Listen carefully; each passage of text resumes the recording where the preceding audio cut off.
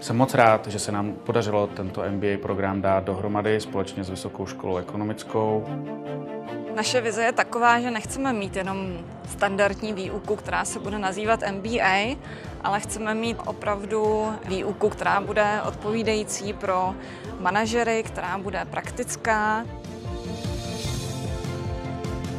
Jsem dlouhodobě hledal možnost, jak posunout své vzdělání, obzvlášť v nemovitostech. To je tedy obor, kde už 7 let pracuji a něco obdobného tady na trhu není.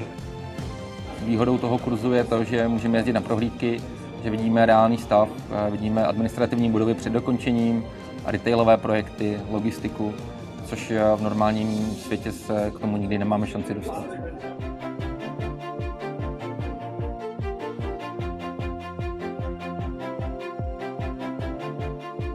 Na Vysoké škole ekonomické mají nemovitosti dlouhodobou tradici v oblasti oceňování. V rámci programu MBARE jsme rozšířili tento pohled spíše na development a komerční využití.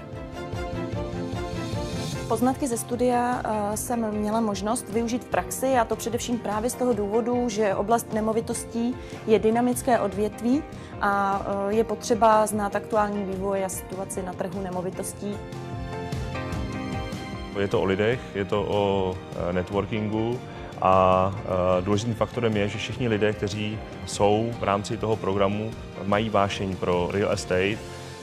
To značí i tu kvalitu a zájem, který ti lidé mají i ve svém volném čase, chtějí se zlepšovat v rámci svých profesí a své kariéry. Jsme rádi, že můžeme poskytnout naše znalosti a předat je posluchačům a budeme v této práci pokračovat.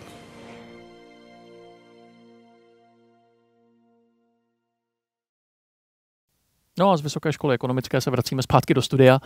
Nicméně o programu MBARE si samozřejmě budeme povídat ještě chvíli, a to konkrétně s panem Jaroslavem Kaiserem. Dobrý den. To je odborný ředitel programu MBARE. A tady se možná nabízí otázka, ono to zaznělo i v tom videu, takový ten důraz na tu praktičnost tady v tom vašem případě. Jak ho docílíte? To mnohdy bývá taková, řekl bych, výzva v tom akademickém prostředí, tak proto se ptám. Tak dosahujeme toho několika způsoby, ale jedním z těch hlavních způsobů je, že vlastně celé to studium se probíhá kolem developerského projektu.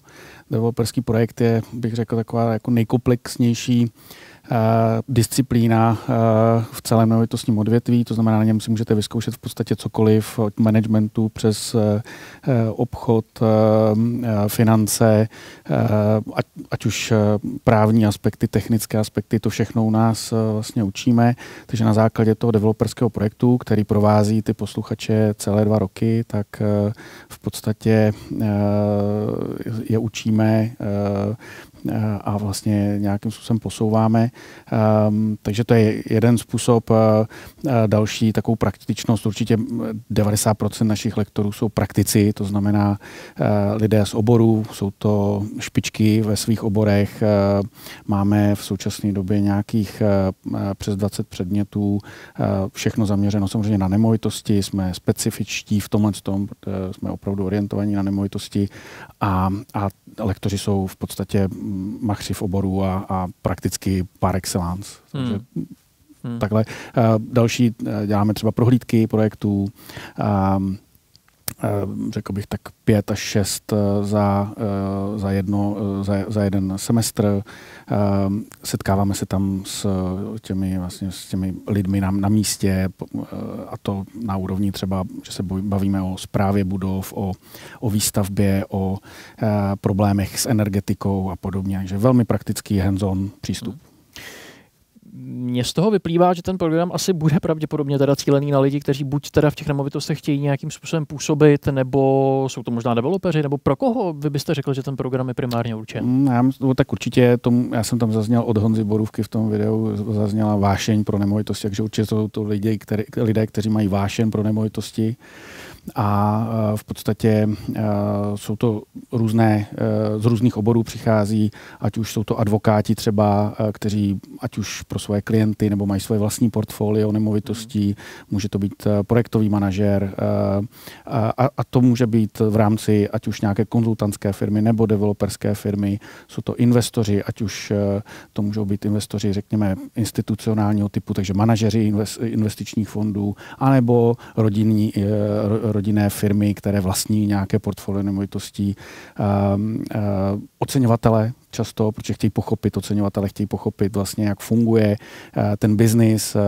Většinou jsou to lidé, kteří jsou ve svých oborech už dostatečně daleko, znají nemovitost z toho svého pohledu a chtějí vlastně, hledají nějakou možnost se rozvinout, řekněme, komplexněji nahlídnout vlastně pod pokličku nejenom ze té svojí strany, ale z těch ostatních stran a v podstatě, anebo chtějí dosáhnout nějakého zlepšení v tom, co dělají.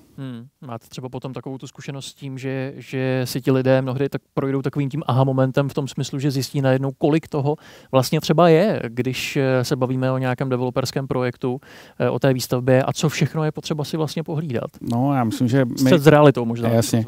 My ty developerské projekty, které prochází vždycky každý ten běh má svůj vlastní developerský projekt, taky volíme tak, aby byly opravdu,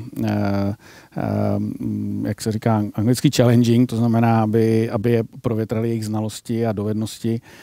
Takže třeba například ten současný 7. běh řeší území hlavního nádraží, což je velmi komplexní projekt, který opravdu... A velmi konkrétní. A velmi konkrétní. A zároveň se děje, protože například Penta, že jo, na něm pracuje, takže a mimo jiné pan Pavel Střeblov je vlastně u nás učí z Penty, takže to teď vlastně na tom pracují a v podstatě, takže přináší to velmi konkrétní problémy, které musí vyřešit. My ten developerský projekt děláme tak, že to je týmová práce. To znamená, v tom týmu ti posluchači jsou rozděleni, mají svoje role, finanční, obchodní, právní a technickou, stavební a v podstatě v rámci tady toho týmu pak každý ze své role ten projekt zpracovává. Všichni jsou pak zodpovědní za to, aby ten business model fungoval. Jo, takže snažíme se, aby to bylo opravdu z reálného prostředí, aby ty nemovitosti cítili ti posluchači.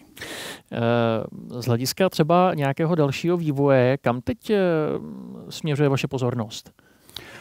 No určitě se snažíme, jeden z důvodů, proč MBARE vzniklo, tak bylo pozitivně působit na rozvoj nemovitostního trhu, což se nám, myslím, daří, protože už máme v současné době nějakých 120 absolventů a ty mají nějakou pozici a ten nemovitostní trh je taková jako relativně celistvá skupina lidí, takže určitě to se nám daří a teď jsme na jedním nebo to, co děláme společně s Bárou Rýdlovou, akademickou ředitelkou, tak je například se snažíme zapojit více žen do nemovitostního sektoru, protože pořád, nebo zdá se, že více je to mužská záležitost, takže snažíme se přinést více prostoru pro ženy, například těch možných, jako to tam, kam směřujeme více, ale tohle je třeba jeden konkrétní směr.